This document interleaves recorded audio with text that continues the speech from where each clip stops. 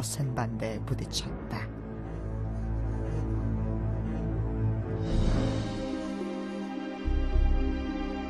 (19세기) 조선의 대외관계 주요 기사를 수록해 놓은 용호한너. 여기에 일본의 국서 접수 요구에 대한 흥선 대원군의 입장도 상세하게 실려 있다. 대원군은 무력을 앞세운 일본의 요구를 받아주면 안 된다는 입장이다.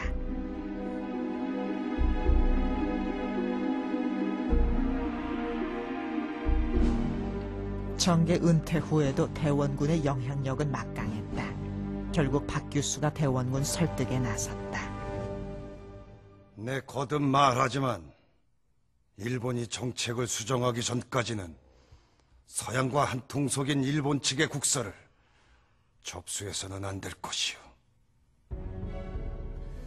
만약 저들이 대포 소리를 내게 이르면 그 이후에는 비록 국서를 바꾸자 해도 나라를 욕되게 하는 것이니 다시 기회는 없을 것이옵니다. 하지만 박규수도 대원군의 마음을 돌려놓지 못했다. 말하자면 외세가 무력을 앞세우고 와갖고 강요하는데 이것을 우리가 들어줄 수가 있는 것이냐, 이런 생각을 가지고 있었던 것이죠.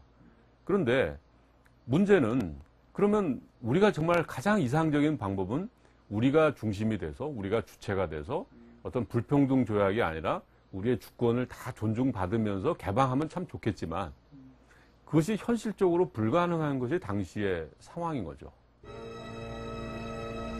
1876년 2월 3일 조선은 대원군이 포대를 설치한 강화도에서 무력을 앞세운 일본과 외교 통상 조약을 체결한다. 급박하게 돌아가는 국제정세를 고려한 고종은 대원군의 반대를 무릅쓰고 개화 정책을 추진한다.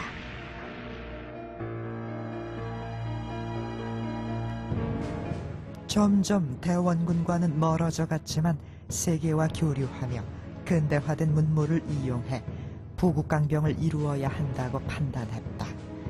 통리기모함은 그러한 고종의 구상을 실현할 국제통상업무 전담기구였다.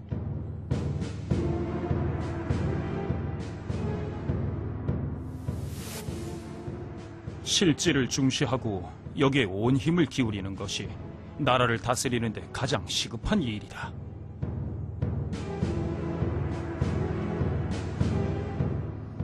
해외 시찰단을 파견할 때 고종은 개인 사제까지 내놓았다. 무기 제조 기술을 배울 기술 유학생들을 청나라의 천진기기국에 보내는 한편 별기군을 창설해 신식군대로 훈련시켰다.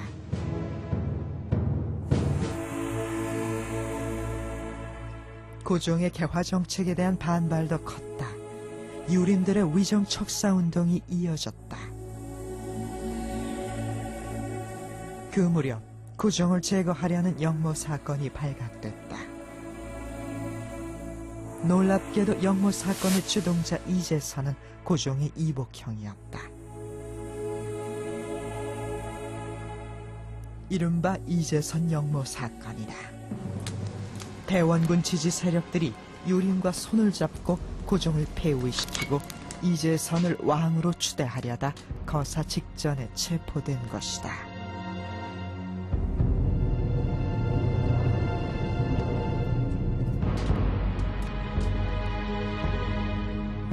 개방 정책을 추진하려고 하면 당시에 유교 지식인들은, 그러니까 보통 지식인들은 대단히 위험한 발상이라고 생각을 했습니다. 따라서 이런 개방 정책에 반대하는 사람들은 자연스럽게 대원군이라고 하는 존재의 주변으로 모일 수밖에 없었던 것이죠. 어긋나도 한참 어긋나버린 대원군과 고종. 그렇다면 흥선 대원군이 추구한 부국강병의 길은 무엇일까? 군사 장비를 기록해놓은 훈국신조 군기도설. 여기에 서구 열광에 맞설 힘을 키우고자 했던 대원군의 노력이 담겨져 있다. 대원군 집권기에 개발된 신무기들도 실려 있는데 그 중에 하나가 수레포다. 수레포는 수중에 설치하여 적선을 폭파하는 무기다. 설치하고 일정한 시간이 지나면 수레포 내부에 물이 차올라 수압에 의해 작동되는 수중 시한 폭탄이다. 자주적인 나라, 그리고 부강한 나라를 바라지 않은 사람이 어디 있겠어요. 다만 거기로 가는 데는 여러 가지 길이 있을 수가 있죠. 아마 대원군이 생각했던 것은 느리고 더디게 간다 하더라도 우리 힘으로 하는 것이 중요하고 그것 과정에서 외세의 침탈은 절대로 용납해서는 안 된다. 목표는 같았지만 고종과 대원군의 길은 달랐다. 대원군은 먼저 우리 손으로 나라의 힘부터 키워야 한다는 생각이었다. 고종의 개화 정책에 반대하는 세력의 중심엔 늘 흥선대원군이 있었습니다. 더구나 고종을 퇴위시키려는 영모 사건까지 일어나자 아버지와 아들의 사이는 더욱 멀어지게 됩니다. 그런데 정계에서 은퇴한 지 9년째 되던 해, 흥선대원군이 정계에 복귀하는 비상사태가 벌어지게 됩니다.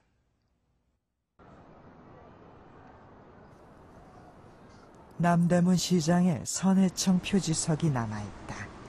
선해청은 대동리를 관장하던 기관이다. 1882년 6월 이곳에서 군인들에게 밀린 월급으로 지급한 썩은 쌀이 도화선이 됐다.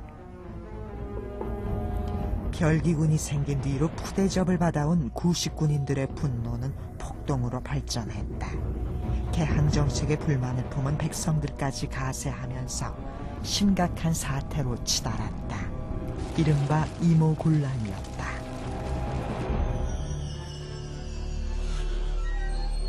이모곤란은 흥선대원군을 정계로 복귀시켰다.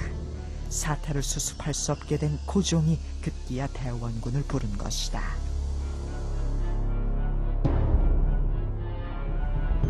(6월 10일) 아침 흥선대원군은 그렇게 고종과 마주했다. 9년 만에 이루어진 부자 간의 만남. 고종은 이모곤란의 사태 해결을 부탁하며 흥선대원군에게 정권을 넘겨준다.